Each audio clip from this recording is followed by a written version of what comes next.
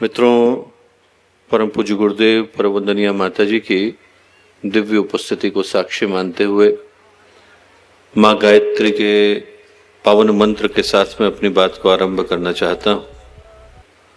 माँ गायत्री का ये पावन मंत्र, जिसको कि हम लोग भारतीय ज्ञान परंपरा का, भारतीय वैदिक परंपरा का सबसे पवित्र, सबसे दिव्य, सबसे ज्यादा ईश्वरीय प्रेरणाओं से भरा हुआ मंत्र मानते हैं।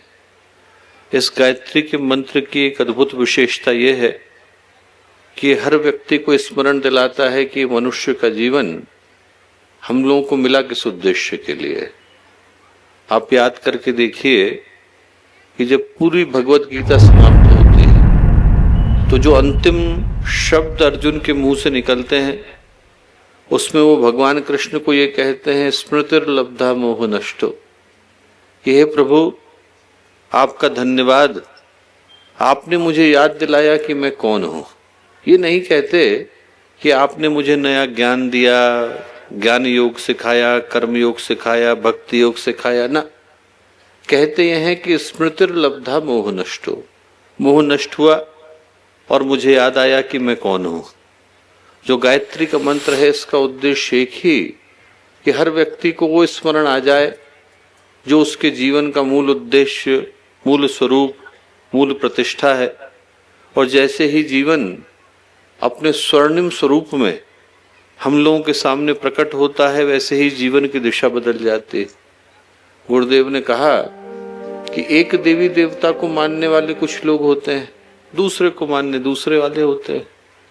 ये जरूरी नहीं कि जो एक को मानते हैं उनको दूसरे भी मानते हैं, पर एक देवता ऐसा है जो हर व्यक्ति के साथ विद्यमान है, और यदि उसको हम लोग जगा लेते हैं, उसकी उपासना को कर लेते हैं, उसकी साधना को कर लेते हैं, उसकी आराधना को कर लेते हैं, तो फिर हर व्यक्ति अपने अंदर छुपे भगवान को जगा पाने की सामर्थ्य रखता है।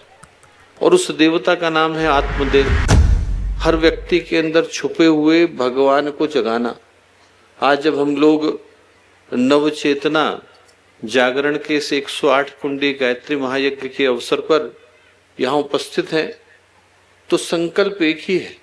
यहाँ पर इस चेतना को लाने के पीछे का उद्देश्य एक ही है कि हर व्यक्ति के अंदर जो देवत्व की संभावना विद्यमान है, हर व्यक्ति के अंदर जो ईश्वरीय प्रवाह की संभावना विद्यमान है, उस संभावना का जागरण संभव हो सके। जो गायत्री का मंत्र है वो यही याद दिलाने के लिए आता है। याद दिलाने के लिए आता है कि हमारे जीवन की दो संभावनाएं।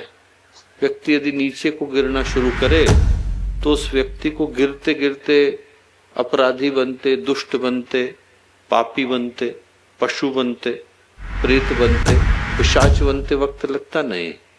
और उसी व्यक्ति के अंदर संभावना एक वो भी है, जब उसका चिंतन प्रकाशित होता है, मन उज्जवल होता है, भावनाएं उदार होती है, उसके व्यक्तित्व से प्रकाश की किरणें निकलनी शुरू होती हैं, और उसी व्यक्ति के व्यक्तित्व के हम लोग अंदर ईश्वर के दर्शन कर पाते हैं। पूज्य गुरुदेव से जब हम लोग मिलने के लिए जाया करते थे तो ऐसा लगता था कि भगवान सूर्य से मिलने के लिए आए। इतना तप का प्रकाश, उनके व्यक्तित्व की जो उष्णता थी, गर्मी थी, व्यक्ति को ऐसा महसूस कराती थी कि आज हम लोग साक्षात भगवान के सामने आकर के खड़े हुए हैं। मन के विचार गिर जाते थे, प्रश्न झुक जाते थे। व्यक्ति जिन चिंताओं को लेकर के आया करता था वो वहीं की वहीं विगलित हो जाती थी। वो व्यक्तित्व का जो शिखर है, जहां पर हम लोग पूज्य गुरुदेव जैसे, स्वामी विवेकानंद जैसे, महर्षि अरविंद जैसे, रमण महर्षि जैसे महापुरुषों के दर्शन मनुष्य की काया के अंदर करते हैं, उस शिखर पर चलने की, उस यात्रा को करने की प्रेरणा गायत्री का मंत्र देता है। ये याद दिलाता है कि आज जब हम लोग नवीन चेतना को धारण करने के लिए बैसपाली की इस पवित्र भूमि पर आकर के विद्यमान हैं, तो जिस चेतना को हमें लेकर के जाने की आवश्यकता है, वो चेतना एक ही है कि हमें ये याद आए कि हमारे जीवन का उद्देश्य क्या। न जाने कितनी बार धरती पर आए, न जाने कितनी बार हम लोग यहाँ पर विभिन्न योनियों में आकर के गए, विभिन्न प्राणियों के रूप को धारण करा, न जाने कितनी बार ये अवसर हमारे सम्मुख आया कि मनुष्य का जीवन मिला, और न जाने कितनी बार हमने चलने की तैयारी करी। आज अवसर है कि व्यक्ति को स्मरण आ सके कि जो मनुष्य के जीवन का लक्ष्य है, जो मनुष्य के जीवन का उद्देश्य है, उसकी प्राप्ति ही किसी भी साधना का अंतिम परिणाम है।